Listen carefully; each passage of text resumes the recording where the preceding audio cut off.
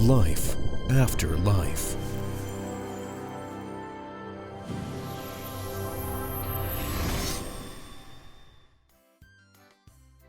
And I also want to introduce you to your great-grandfather and great-grandmother.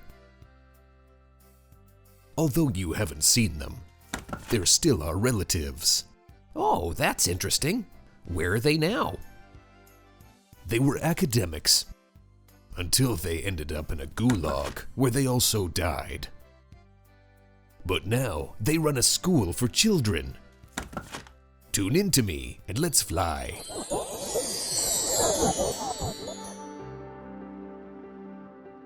Jan and his grandfather found themselves next to an old castle around which several children of different ages were running and playing.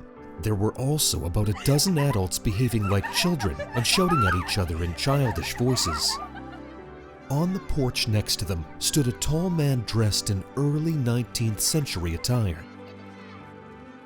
Meet your great-grandfather, Gennady. Nice to meet you. I'm glad to learn about my relatives who live here. That's great, Jan. I have occasionally observed your life, even though we have never met. Who are these people?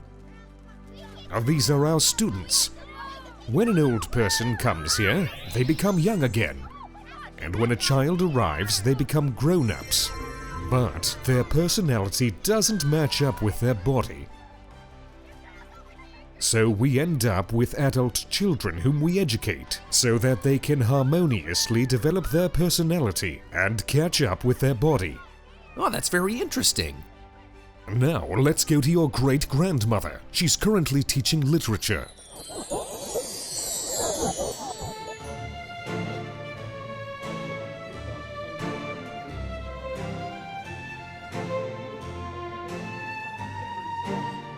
This is Olga, your great-grandmother.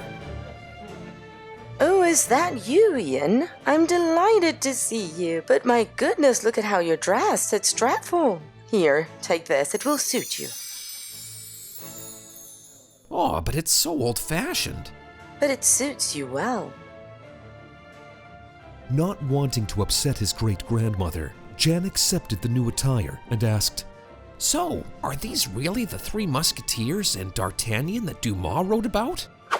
Yes, but they are not living people. They are phantoms of the characters. Every writer, when creating their work, gives birth to phantoms of their characters. And the readers infuse them with their energy.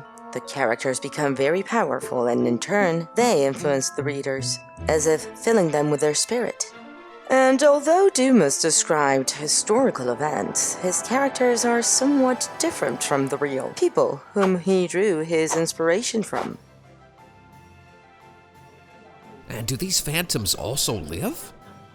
Can you talk to them? Yes, but they are like robots. They only play one role and are incapable of anything more. People are somewhat similar to them, but they have multiple roles.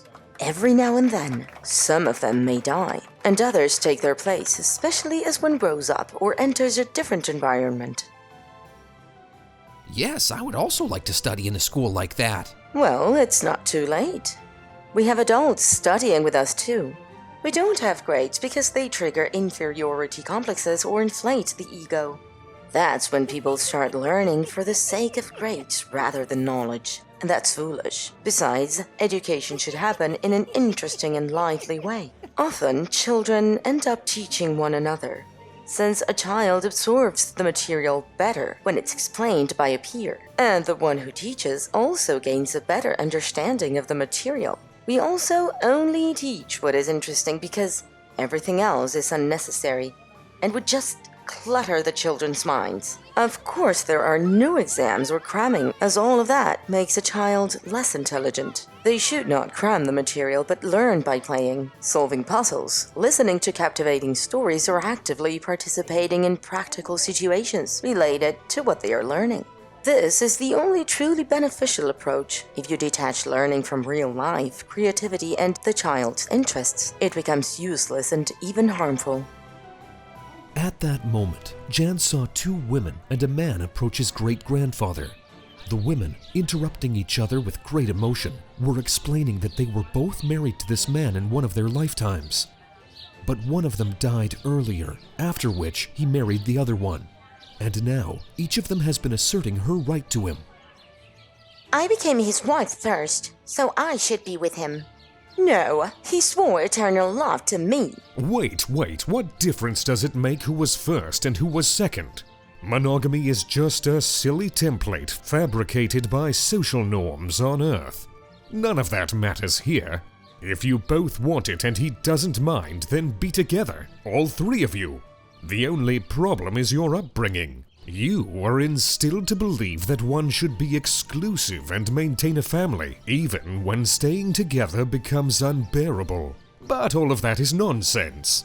People can do what they'd like and what is pleasing to others. Muslim men, for example, can have 4 wives. In ancient times, polygamy was common, and in Tibet in matriarchal societies, women had multiple husbands. There are so many ignorant constructs invented by our sick society, but there is no need for such constructs. People can live however they want, as long as everyone is happy, instead of complying to social patterns. In essence, people should be happy in their souls, seeking to live in love and harmony, rather than in selfish competition. This is the kind of re-education that we have to undertake with adults who have been crippled by foolish ideologies on Earth. There is a huge amount of madness being imposed on people there, and then they suffer their whole lives because of it. The cartoon is based on the book Life After Life. Read Life After Life on the website amazon1.org/books. Receive more interesting practices, spiritual knowledge, and gifts on the websites of our partners. You will find details in the description.